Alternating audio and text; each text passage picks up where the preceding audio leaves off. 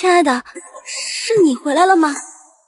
面前的男人先是一愣，随即伸起没握刀的手在我眼前摇晃。我佯装失明，又喊了几声后，我假装疑惑。奇怪，难道是听错了？配合着我无奈摇头的动作，他收回那只手，好像不再怀疑。于是我转身上楼，幸好楼下没有开灯，光线昏暗，便于我伪装。但房间里实在太静了，我甚至能听到他缓慢的呼吸声。此刻我也只能装作没有听见，一步步慢慢地向着楼上走去。他虽然没有动作，但我能感受到身后的目光一直没有从我的身上离开。就在我迈上最后一级台阶，庆幸自己能躲过一劫时，头顶的灯却突然亮起。我动作一僵，瞬间意识到完了，这一定是他故意按的，他在试探我。我抬脚的动作停滞在半空，此时就算继续往上走，刚才那半秒钟的停顿也足以证明我对灯光有反应。我一不做二不休，直接转身。什么声音？虽然我已经做好准备，可当我看到他即将上楼的时候，我只感觉心脏瞬间骤停。但好在我突然转身的动作打断了他，我余光瞥见他下意识地看了眼电灯开关，毕竟对于盲人来说，这种细微的响动肯定会引起注意。而且看着他那充满疑惑的眼神，我知道自己不能给他任何继续试探的机会，如果再这样下去，我迟早会暴露的。于是我一边佯装侧耳倾听，一边向着楼下走去，边走还边嘀咕着，刚才那是什么声音啊？是地板在响吗？可这楼梯一共就10几节台阶，很快我便走到他的跟前，只要再有2级台阶，我就要撞上他。甚至我现在都能感受到他吐出的热气。我本以为他会给我让开一个位置，可他那试探的目光让我明白，到现在他还没有完全相信我看不见他。情急之下，我故意脚下踩空，整个人摔下楼梯，一屁股坐在地上，脚踝也不小心扭伤。我浑身颤抖，不停地揉搓着受伤的位置，而他也被我突如其来的动作吓了一跳，本能地往后躲闪，但明显能看出他现在不再怀疑我了。于是我趁着在地上缓神的功夫，仔细打量了一下他，一个30来岁的男人，细长的眼睛稍微上挑，冷着一张脸，显得很凶厉。他穿着深色短袖，戴着手套，客厅地上还有一个黑色背包，看样子他准备的十分充分，应该是已经踩点过很多次了。但看着紧闭的房门，我心里又陷入了困惑，好像我是直接听到了他的脚步声，可我家住在4楼，他又是怎么进来的？况且房门有语音播报，任何人进来我都能听到。正当我为此感到困惑时，他忽然间动了，虽然动作很轻，但我的余光还是瞥到他拿起了手中的尖刀。一瞬间我感觉呼吸急促，难道他要动手了吗？看着慢慢向我逼近的尖刀，我忍着疼痛突然起身，嘴里一边咒骂着楼梯，一边转身向着楼上走去。但脚踝受伤，我只能一瘸一拐地上楼。此刻我也管不了那么多，唯有和他拉开距离才有可能活下去。但好在他没有跟上来。就在我来到楼上的那一刻，我踮着脚尖飞快地窜进卧室，将门关上。我很想锁门，但怕他听到声音，于是我贴着门坐下，万一他上来，我也能立即将门锁上。可接下来我该怎么办？这是男友新装修的公寓，我也是第一次来，楼里几乎没什么人入住。好巧不巧，楼层又是4楼，不能跳窗逃跑。而且陈明今晚临时加班，可能明天早上才能回来。现在我只能自救，我必须得报警。这个念头闪过脑海的瞬间，我如遭雷劈，坏了，手机还在浴室。我强迫自己冷静，仔细回想手机的位置。泡澡的时候，我好像把手机放在洗漱台上，不过浴室不大，人在门口伸手就能拿到。我悄悄透过房间的玻璃往外看去，发现外面漆黑一片，楼下也没任何动静。我屏住呼吸，轻轻按下门把手，一点点地拉开。我不了解这公寓，也不知道门轴会不会发出声音。在拉开门的几秒钟里，我精神紧绷到极点。在确认走廊没人后，我踮着脚闪到浴室前，一把拉开浴室门。谁知道门轴却发出了一声金属摩擦的声音。我顾不上楼下的男人有没有听到，立刻伸手进去摸洗漱台上的手机。随后我转身就往回跑，刚锁上房门，突然一只手搭在我肩上。我就知道你是装瞎。我猛地回头，发现他竟然就站在我的身后，顿时我慌了神。难道他是在我去浴室的时间躲了进来？可为什么我什么声音都没听到？明明我观察了门外那么久。看着他阴恻恻的笑容，我意识到原来从一开始他就没想放过我。见状我立刻转身逃走，可刚拧动门锁，后颈就传来了一阵剧痛，我眼前一黑便昏了过去。不知过了多久，我被后脖梗的疼痛唤醒，明亮的房间让我以为刚刚只是一场梦。可下一秒，那个陌生人却突然蹲在面前，一边指着床头上的照片，一边询问我：“你是陈明的女朋友，你知不知道你差点死在他手里？”我整个人愣在原地，不明白他是什么意思。明明陈明对我很好，怎么可能想杀我？他就是个变态，已经杀了好几个女人了。他说到这里时，眼神却突然露出了一丝凶狠。我身体本能的后撤，直到后背贴在了门上，我的大脑不停地在思索逃亡的办法。可这时，楼下却传来清晰的语音播报。是陈明，大门指纹锁001的编号就是陈明。见状我赶忙呼喊，可眼前的男人一把将我捂住，不论我怎么挣扎，都只能发出呜呜的低咽。外面很快传来上楼梯的脚步声，整栋公寓就这间卧室亮着灯，陈明肯定直奔这儿来。佳佳，你睡了吗？陈明在外面连喊几声，得不到我的回应，他似乎准备离开。眼看着希望落空，强烈的求生欲让我彻底爆发。我奋力的扭动身体，用手重击了身后的男人，这一下让他疼得瞬间松手，就连手中的刀也掉了下来。我一边大喊陈明，一边将刀抓在手里。陈明听到我的喊声后，立刻靠了过来。佳佳，你怎么了？此时我握着刀站在门口，浑身僵硬，因为窗户玻璃恰好反射出门外走廊的情况。可他的手里竟然也握着一把刀。这是一个专门为单身女性打造的顶级智能公寓。我之所以来到这儿，是因为收到了姐姐的求救暗号，快来救我啊！这里拥有一流的智能设施和安保系统，但不是每个人都可以住进来，因为它有一套严格的筛选机制。而我凑巧获得了最后一个入住资格。女士您好，欢迎入住麻吉公寓。在这里，您无需上班工作，每个房间配备的智能管家会悉心照料您的生活起居，同时，请务必遵守他们提出的指令。那我需要付出什么？您无需付出任何东西，只需尽情畅享智能管家为您带来的便捷生活。您的房间在1502，祝您生活愉快。抵达楼层后，映入眼帘的是数不清的房间，可奇怪的是，门牌号并不是按照顺序排列的。我输入了申请时的账号密码，便进入了房间。迎面走来了一个机器人，看样子他就是我的智能管家。我没有理会他，当务之急应该先找到姐姐。想了想，我直奔姐姐提到过的1704号房间。您应该按门铃，这里的房间都做了隔音处理，在房间里根本听不到任何敲门声。不知道什么时候，我的智能管家已经来到了身后，他帮我按响了门铃。可我没想到，门开后里面的人却并不是姐姐。我十分的诧异，但经过智能管家的验证，可以确定这个女人一直住在这里。直到我说出姐姐告诉我的门牌号，女人却露出了一个意味深长的表情。我确信自己没有找错，那姐姐到底去了哪里？我尝试着和这个女人沟通，看看能不能获取什么消息，可终究一无所获。但很快我就发现了公寓不对劲的地方，有些房间是一直锁着的，从来没打开过。我有些好奇地询问这些房间的情况，可智能管家却说，违背3次指令将会被关在房间里，只有表现良好才可以离开。难道姐姐也是被关起来了吗？和指令又是什么意思？这个公寓的背后又隐藏着什么？但我现在顾不了那么多了，我只想找到姐姐，赶紧带她离开。于是我用姐姐告诉我的密码，尝试解锁那些被锁住的房间，却在解锁第一个房间的时候，被智能管家严厉警告：密码错误，已触犯智能管家的安全指令，还剩2次机会。这样也算是违背指令吗？如果剩下的2次机会全部用完，那我也会被关起来吗？从那以后，我不敢再去尝试，只好先统计那些被锁着的房间。也就是那段时间里，我和智能管家的相处渐渐增加，而他也逐渐了解我的喜好习惯，甚至比我自己还要了解我。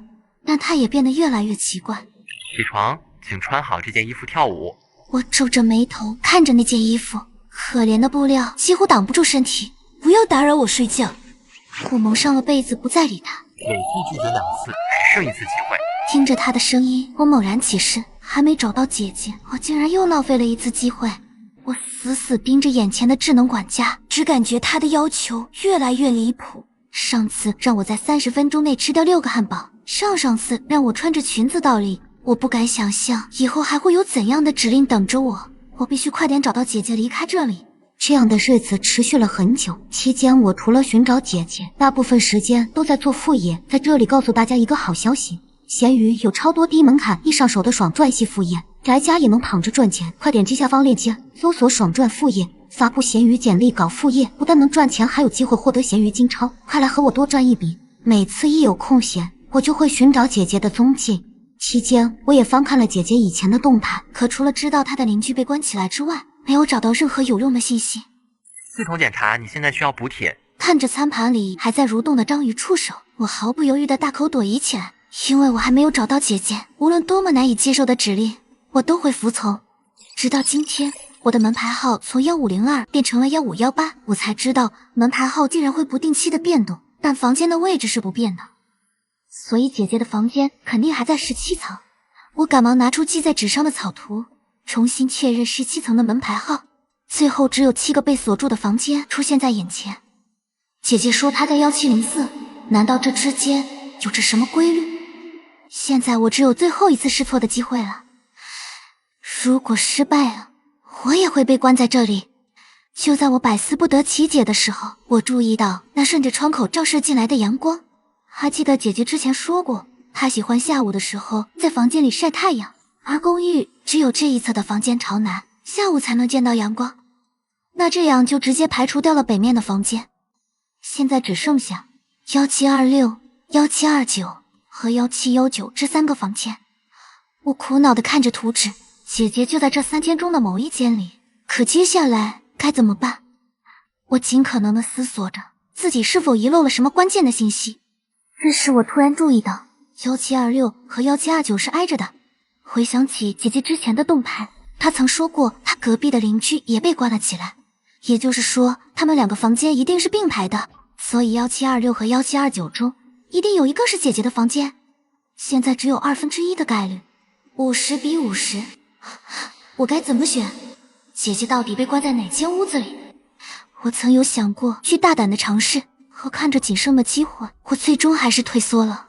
这个问题就像是一面墙挡住了我，但我依旧没有放弃。直到门牌号再次发生变化，我才发现了规律，原来门牌的变化是和斜对门的数字进行调换，也就是说奇数怎么变化都是奇数，偶数怎么变化也都只会是偶数。姐姐住在1704，无论她的房间前后变化多少次，她的门牌号最后都会是偶数，所以姐姐现在一定在1726。得知了真相，我发疯似的来到了17楼，但我还是感到无比的紧张。如果这次失败了，我可能就会被关在房间里，甚至再也没有机会去救姐姐了。我忐忑地输入密码，打开了房门，却发现里面空无一人。看着凌乱的生活痕迹，我确信自己没有找错，墙上就挂着姐姐的照片，可她怎么会不见了？我焦急地在屋内寻找，却发现桌上的电脑还在默默地运行着，也许里面能找到一些有关姐姐的线索。可在我打开电脑的时候，门口却传来了一阵机械的响动，难道是我又违反了安全指令？时间紧迫，我来不及思考，我只想尽可能获得更多有用的线索。这时我注意到姐姐电脑的桌面上放着一个加密文件，多次尝试可都失败了。突然智能管家的声音在我身边响起，我惊恐地转过头，可没想到他却说出了我意想不到的话：小智成功激活，文件密码已获取。不知道什么时候，我的智能管家已经进入了房间。我震惊地看着他，我不明白他为什么突然被激活，但他提示的密码确实解开了姐姐的加密文件，里面到底都藏着什么？第一张图片是麻吉公寓初期的海报，上面写满了各种宣传标语，而后还出现了姐姐和公寓创始人的合影。我感觉有些困惑，难道姐姐和麻吉公寓有着什么联系？继续翻阅照片，我发现后面的内容有些怪异，里面充斥着大量新闻报道的截图，而且都是些负面消息。但唯独不同的是最后一张图片，上面记录着公寓升级改造的通知，所有租客从此以后将不用付钱，对此增加的条例却是不能离开麻吉公寓。为什么会有这么离谱的要求？回想起麻吉公寓那令人难以接受的指令，也许姐姐就是从这时候发现了公寓的异常。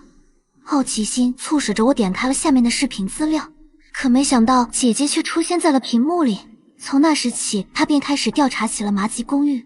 她在视频里很严肃，其中她提到了一个名叫 Black 的基金会，还说自从 Black 介入后，就对麻吉公寓地表以下开始了新的建设，并且这些部分是不对外公开的，没人知道下面是什么。紧接着他就对着视频展示了麻吉公寓的规划图，能看到楼上的部分和现在几乎一致。1至10层是公共区域，包含了超市、娱乐等场所；11层至60层为住户层，而地下部分竟然也被划分了60层。我感觉十分震惊，到底是什么样的设施会需要这么深的地下空间？难道下面还有其他租客住吗？我记得在麻吉公寓的申请网站上根本就没有提到地下的部分，那里也许真的藏着什么。带着好奇，我继续观看视频，屏幕里姐姐的状态一天不如一天，但我却通过她得知了更多关于公寓的消息。这里的网络都被限制，没有任何方式能联系到外界，违反指令会受到惩罚，经历过的人都被摧毁了心智，只有少部分的人坚持了下来。听着他这样形容，我感觉有些瘆人。公寓里到底发生了什么？我实在理解不了这其中的含义。本想在后面的视频中寻找答案，可姐姐就再没有提起过这件事，反倒是说起了她正在研究的新系统。姐姐给她起名叫小智，并将那个系统装在了我的智能管家身上。只要进入姐姐的房间后，系统就会被激活，这样就能绕开他们的监视。这也是为什么我进入姐姐房间却并没有触发安全指令。我看着小智，心里安心了不少。虽然身处在危险的环境中，好在还有可以信任的伙伴。而后的视频里，姐姐便交代了最后的事情，她要去探索麻吉公寓最深处的地方。为了保险起见，她给我留了一个很重要的物品，存放在一个叫李梅的人手里。她是姐姐的同事。可还没等姐姐说完她的房间位置，视频就突然中断了。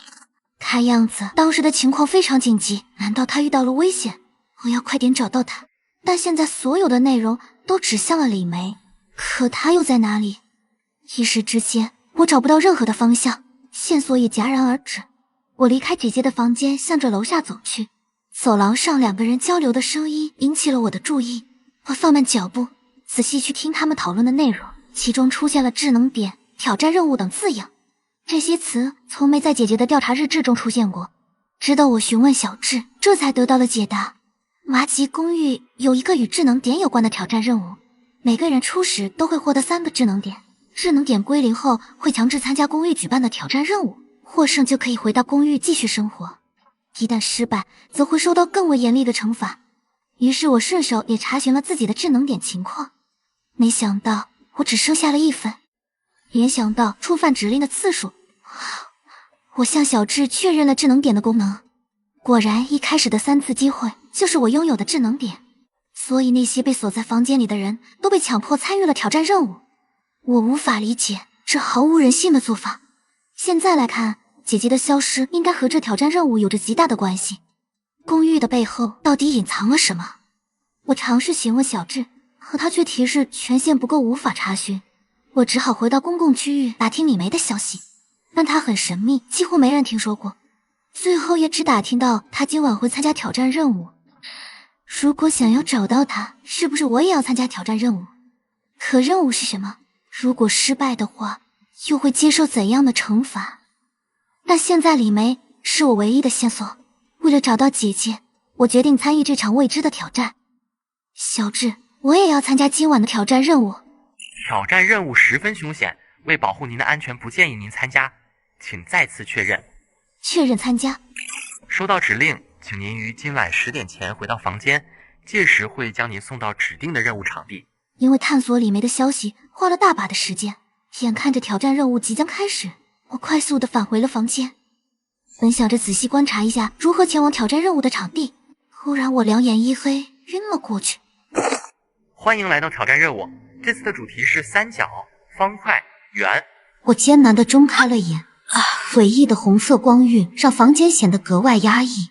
还不等我起身查看，房间里却响起突兀的电子音。本轮挑战需要3位玩家相互合作，找到每个房间的隐藏数字，输入正确的3位密码，即可打开房门。祝您玩得愉快。紧接着，电子屏幕上就显示出了有关智能点的得分规则。单独逃脱的人都获得3个智能点，全部逃脱则各获得1点。如果只有2人脱逃，则2人各获得2点，而被困者会被扣除1点。我正认真地分析着规则，屏幕下方却开启了倒计时。我赶忙起身在房间探索，却发现房门被紧紧地锁住。除了墙上的灯之外，就只剩下房间正中央的操作台了。对于这里的挑战任务，我并不感兴趣。我现在只想找到李梅，因为姐姐最重要的东西就在她的手里。能听到吗？突然出现的声响吓了我一跳，我四处寻找，发现声音就来自那个操作台上。3号房的图标亮起，显示正在通话。看来我们只能通过操作台来相互沟通。我赶忙问出了自己最关心的问题：你是李梅吗？李梅？没听说过。我感到有些沮丧，明明之前确认过，她今晚会来参加挑战任务。你找李梅干什么？另一个人突然开口说话，他的语气冰冷。虽然他没有承认自己是不是李梅，但我知道他一定和李梅有些关系。可面对我后续的问题，他一直保持沉默。我不管你是李梅还是红梅，倒计时结束前不走出这里，就彻底输了。我来这里就是找李梅的。你是第一次参加挑战任务吧？听着他笃定的语气，我无比的震惊。2号他是怎么知道的？这时我发现3号的头像已经变成了灰色。我查看了操作手册才知道，现在的情况是2号和我建立了单独的通话，交谈内容也只有我们2个能听见。你和李梅是什么关系？为什么要找她？我找她有急事，但我只能跟她说。帮我离开这里，我就可以帮你找到她。果然和我预想的一样，他确实认识李梅。可我要不要相信他？我怎么知道你说的是不是真的？信不信由你。如果你想与我合作，就在公共频道咳嗽3声。还没等我说话，3号的头像就亮了起来。我刚才说的你们有没有听到？一共就30分钟的时间，别磨叽了。看着倒计时的时间不停流逝，我现在好像没有任何的选择，看来只能试一试了。我在显示器前用力的咳嗽了3声，果然一直沉默的2号开始说话。既然要相互合作，我们先确认一下各自的房间里都有什么能用上的线索。听后我立刻回答，尽可能详细的描述了自己的房间。原本我还期盼他们的房间中没有特殊的物品，可没想到所有人的墙壁上都有7盏颜色相同的灯，但每个房间亮灯的数量不同。2号房间里是3盏，3号房间里是2盏，而我的1号房间里足足有6盏。这是什么意思？难道密码就是灯亮着的数量？我思索着3种数字的组合变化，只需要6次就可以找到正确的密码。可我却发现，在输入密码的界面下方有着一横提示，每人只有2次尝试密码的机会，机会用完便视为挑战失败。我有些犹豫要不要去尝试，可忽然电子音又响了起来。3号房间数字输入错误。紧接着公共频道里就传来了3号的抱怨声。为什么不是这个密码啊？好奇怪呀！难道你也是第一次参加挑战任务？怎么这么鲁莽？不知道讨论一下吗？反正每个人都有2次机会，这是我的选择，你管不着。听着他和2号互相拌嘴的声音，我却陷入了沉思。这些灯到底是在表达什么意思？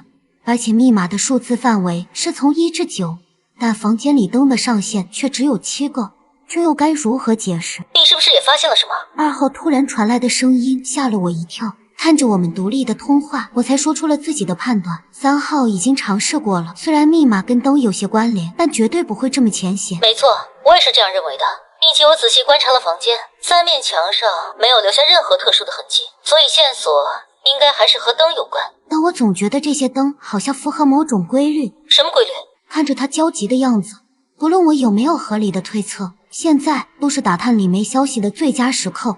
我可以告诉你，但至少你要证明一下，你确实有我需要的信息。2号沉默了，他仿佛没有料到我会这样做。过了一会儿，他才艰难地开口：李梅是我的大学同学，她曾是 Black 基金会的一员。如果你知道李梅，就能判断我这条信息的真假。听到消息后，我无比的震惊，李梅居然还和这个组织有关。可根据姐姐的调查记录来看，她应该比李梅更早就来到了麻吉公寓。那姐姐又和她是什么关系？无数的问题和猜测在脑海中涌现。你在骗我！2号的语气透着阵阵寒意，已然识破了我的试探。在挑战结束前，我不会再告诉你任何有关李梅的线索。他气愤地挂断了通话，还没等我来得及回拨，3号又单独接通了我的通话。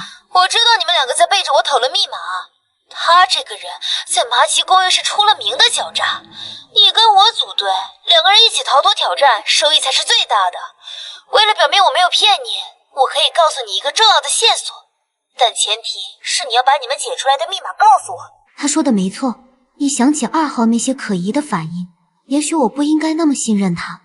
思索片刻，我便答应了他的要求。我在第一次尝试密码错误后，屏幕上显示我输入的所有数字都是错的，也就是说，真正的密码不包含2、3、6，而且每次挑战任务里都会有一个明确的指向，只要细心观察就能发现密码。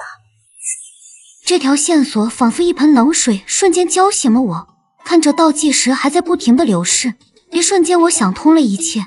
我终于明白为什么灯的上限是7个，所以正确的密码应该是917。我在面板上坚定地输入了这3个数字。1号房间密码顺序错误，请重新输入。系统提示中只是顺序错误，看来我分析的没错。2号和3号也开始追问。你是怎么确认密码的？我从开始就在好奇，为什么房间里只放7盏灯，直到我看见了不停减少的倒计时，我才瞬间想明白，电子数字的边框就是7个，而这些边框就是对应眼前的7盏灯。哦，我明白了，亮着2个灯的只能组成数字1，亮着3个灯的只能组成数字7。2号也赶忙插话，亮着6盏灯的情况明明有0、6、9，可为什么是9？3号你忘了，你在尝试2、3、6的时候，不是提示过数字完全错误，自然就排除了6。而且密码范围里没有0，所以唯独剩下6个显示灯的数字就只有9了。那现在提示中只说明顺序错误，可为什么你认为是917呢？因为我注意到挑战的名字中都是各种形状不同的图案，这和房间的标号没有任何关联，并且我还记得2号曾说过自己的房间只有3面墙，说明他的房间就是三角形的，而我的房间是圆形，所以3号的房间肯定就是四方形的，并且封闭的图形内有多少条边就会有多少个角，不论是按照边来推测还是按照角来排序，都是同样的道理。圆的房间是9，三角的房间是7，方块的房间是1。我曾记得在微积分课上学过，圆其实是由无数条小边组成的，所以圆的边是最多的。于是我先尝试了从大到小的排列顺序，但系统却提示顺序错误。这样看，只能是从小到大的排列方式，所以719才是正确的密码。你想的太多了，我就没学过什么微积分，圆本来就是一条边。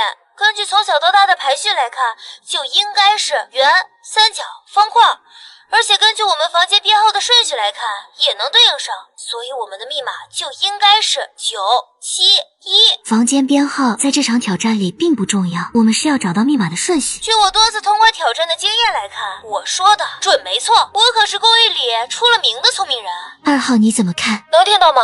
然而2号始终没有回应我们，下一秒电子音再次响起，2号房间密码正确，成功逃脱。我上早八，2号真是服了你个老六了，不声不响自己就跑了，你看到没有？我刚说完2号就成功了，你就信我的准没错。不敢肯定，密码就是719，不会错的。谁知道你是不是在骗我？这样好给你排除错误的答案，你比这个2号还坏。我说你俩都上走吧。你不相信我没有关系，如果答案不对，你可以到15层左手边第2个房间找我。看着即将结束的倒计时，我再次嘱咐3号，如果他听到我房间正确的提示音后，就一定要输入我说的密码。如果系统提示我的密码错误，那他说的密码可能就是对的。听着3号一直在碎碎念念，我感觉十分的无奈，只好赶紧输入密码，等待着系统最后的提示。1号房间密码正确，成功逃脱。房门缓缓地打开，我刚想按下通话键，语音就彻底中断，紧接着房间就陷入了一片黑暗。现在只希望3号能相信我的推测。刚走出房门，一个巨大的机器人赫然出现在我的眼前，我仅仅是看了他一眼，便感觉脚下一软，倒在了地上。就在我即将晕厥时，我再次听到了系统电子音的提示：3号房间挑战失败。看来他还是没有选择相信我，也许互相猜忌才是这场挑战中最可怕的地方。等我再次醒来，却发现我已经回到了自己的房间。迷迷糊糊间，我听到一个女人的声音在耳边响起：我听说你在找我。一个陌生的面孔出现在我的眼前，我确定自己从没见过他，可他的声音好像又有些熟悉。你是谁？你不是要找李梅吗？仔细回想，李梅曾是 Black 的工作人员，自然能悄无声息地进入我的房间，所以眼前的这个人很有可能正是我寻找的李梅。可我只在上一轮的挑战跟2号提到过，所以是2号让你来找我的吗？难道你没有听出我的声音吗？1号。看着他一脸玩味的表情，我猛然意识到，这熟悉的声音不就是上一轮被淘汰的3号张兰？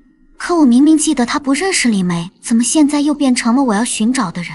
见我不肯相信，他便缓缓地道出了真相。原来李梅不是人，而是姐姐留下的暗语，用来迷惑 Black 的监视。但凡知道李梅的人，都是姐姐信任的同伴。那你一定认识我的姐姐，她现在到底在哪里？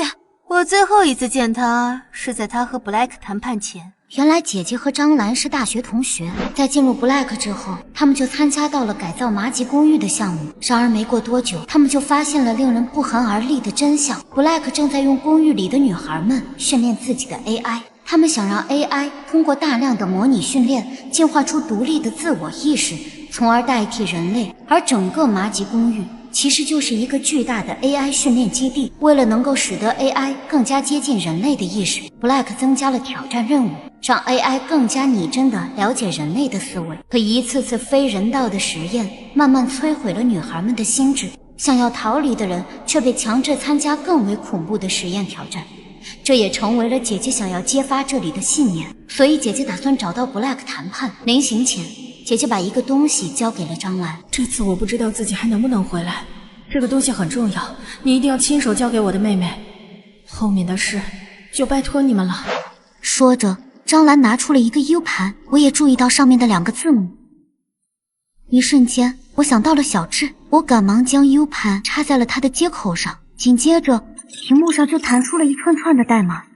一旁的张兰紧紧地盯着屏幕，眼里却露出了一丝兴奋。这是权限指令，没想到他真的研究出来了。很快我就听到整栋公寓都响起了巨大的警报声，公寓里原本紧闭的房门应声开启，所有人都惊慌失措地离开了房间，甚至就连楼下的大门也被打开，并且所有的智能管家都已失灵。看来所有人都得救了，可我的姐姐又在哪里？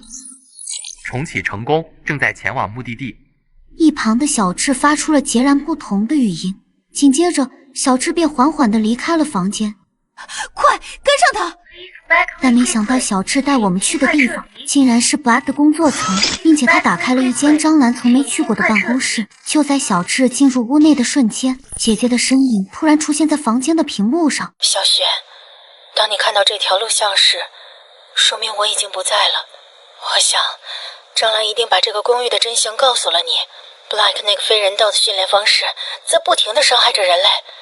原本 AI 技术的出现就是为了在生活中更好地辅助人类，可现在他们却想生产出能够代替人类的 AI。 也许只有将这里毁掉，才能彻底阻止他们。小雪，以后的路就只有你自己了，好好生活。看到这里，我的眼泪不自觉地划过脸颊。姐姐是我唯一的亲人，也是我从小到大的榜样。没想到姐姐背负了这么多的责任。可视频结束后，屏幕上突然出现了一个密码提示框，我的脑海中不停地思索着姐姐说过的话。我知道了，是好好生活。输入密码后，键盘下方弹起了一个自毁按钮。姐姐，剩下的任务就让我来替你完成吧。我用力地按下了自毁装置，马上屏幕上就显示了一个倒计时。身后就发生了剧烈的爆炸。等待烟尘散去，麻吉公寓已经变成了一座废墟，周围那获救的欢呼声让我倍感哀痛。我再也看不到我的姐姐了。这时，一个熟悉的声音在我耳边响起：“小雪。”转头看去，竟然就是我的姐姐。姐姐，蓝雨，你还活着，太好了！我还活着。